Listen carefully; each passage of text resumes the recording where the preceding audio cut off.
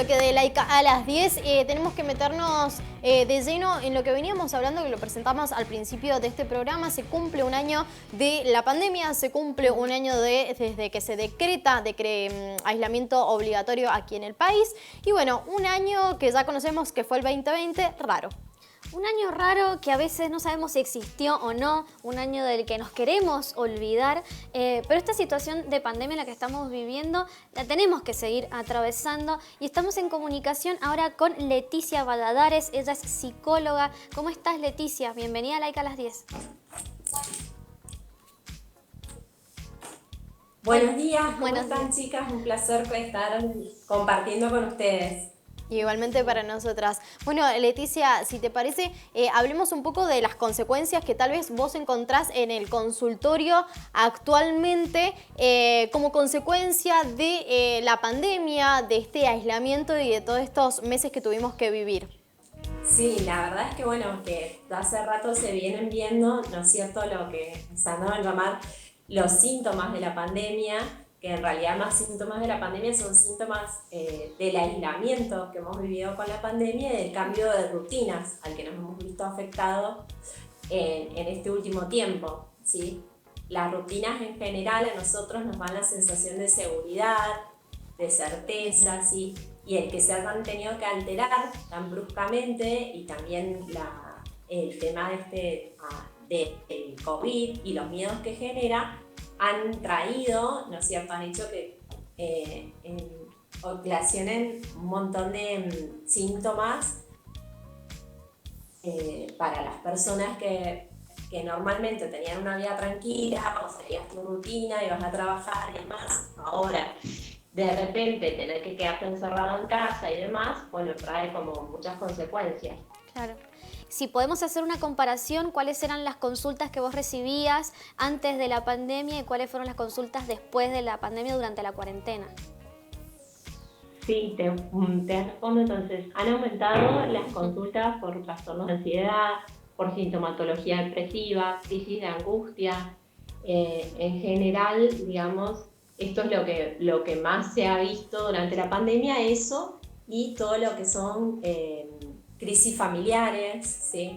El tema de volver de convivir de repente, ¿sí? Porque por ahí estamos acostumbrados en las familias, en las parejas, a estar mucho tiempo fuera, cada uno trabajando, y de repente pasar tanto tiempo juntos hace que cosas que por ahí no se venían hablando o problemas que no estaban, sí aparezcan ahora, ¿sí? O cosas que teníamos tapadas hace un montón.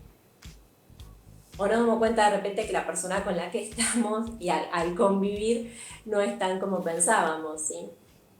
Ocurre mucho, bueno, estas son las cosas principales, digamos, lo que ha aparecido. Bien. Depresión, angustia, trastorno de ansiedad y problemas familiares. ¿Cuáles son las diferencias mucho terapia de pareja entre la ansiedad y los ataques de pánico, por ejemplo? Porque escuchamos y vemos en las redes sociales también a muchas personas que hablan sobre ataques de pánico, ataques de ansiedad, pero estaría bueno aclarar estos términos, ¿sí?, para que las personas puedan entender y también le puedan dar un nombre a lo que le está pasando.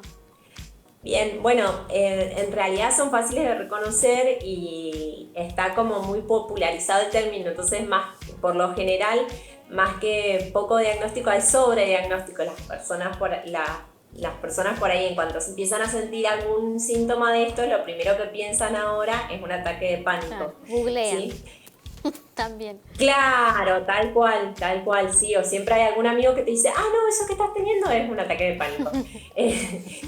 Se caracteriza por tener palpitaciones o un golpeteo en el corazón, una aceleración de la frecuencia cardíaca, pueden sudar las manos y transpirar, una sensación de que te falta el aire, ¿sí?, de ahogo. Pueden haber también dolor o molestia en el tórax, ¿sí? Y todas estas sensaciones, también una sensación de mareo, a veces la gente relata mareo, náuseas, ¿sí?, escalofrío, o que te viene un calor de repente, similar a lo que ocurre cuando se te baja la presión, digamos. Sí. Y la sensación, y acá es lo que lo caracteriza, es que esto que me está pasando quiere decir que me voy a morir, me estoy muriendo. El miedo es miedo a morir, me está por dar un paro al corazón, me está por faltar el aire, me está faltando el aire, me está faltando el aire, entonces es un miedo muy intenso, ¿sí? Y eso, por eso se llama ataque de pánico, ¿no es cierto? Porque genera un miedo muy intenso, una sensación real de que me estoy muriendo. Bien. Y Y licenciada... suelen ser episodios cortos, pero muy cargados con sintomatología física. ¿Cómo se pueden atravesar y superar estos ataques de pánico, estos episodios? Bien, mirá, lo recomendable siempre es consultar con un profesional, ¿sí? Porque la realidad es que una vez que se desatan no suelen bajar solos, ¿sí? El cuerpo cuando empieza con alguna sintomatología nos está hablando de que algo nos pasa. Normalmente es algo que nosotros no hemos querido escuchar, que venimos postergando, que estamos tapando y demás, y entonces cuando nosotros no queremos reconocerlo de alguna manera, el cuerpo nos habla. Y si yo sigo sin escucharlo, por lo general va a ir en aumento. El problema con esto es que si uno no le presta atención, después hace una bola de nieve.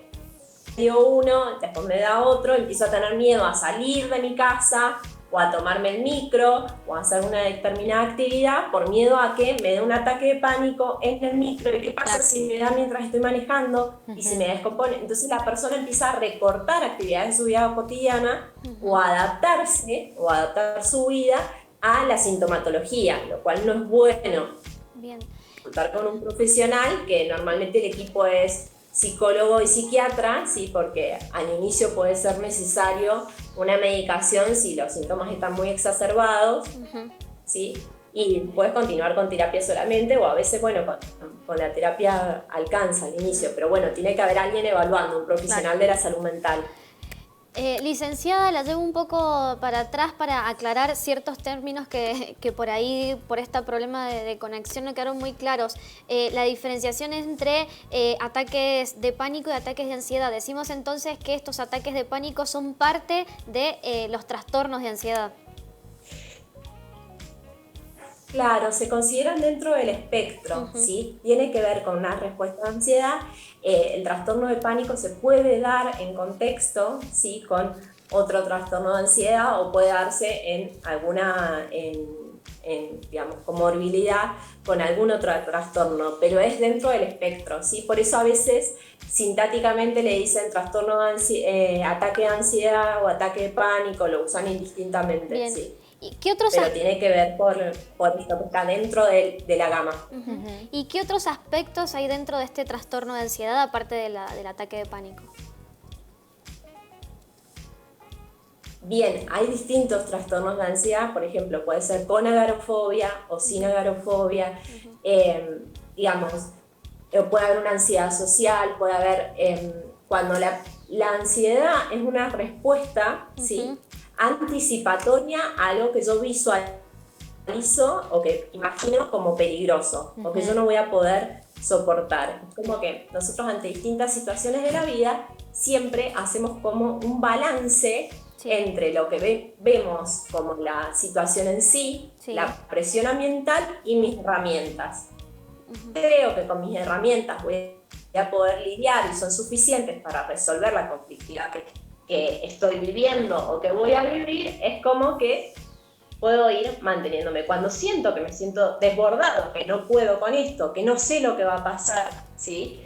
Aparece esto como la ansiedad anticipatoria, que es muy propia en estos momentos, porque al haber tanta inseguridad, digo, si algo vino a mostrarnos el COVID, es que uno planifica, pero en realidad no disponemos de nada, ¿sí? Porque la realidad es que mañana pueden cerrar la frontera, mañana puede aparecer otro virus nuevo, digo, la realidad es que te podés morir mañana, básicamente, aunque esto no es, a ver, es una cosa que nosotros conocemos y sabemos, ¿sí?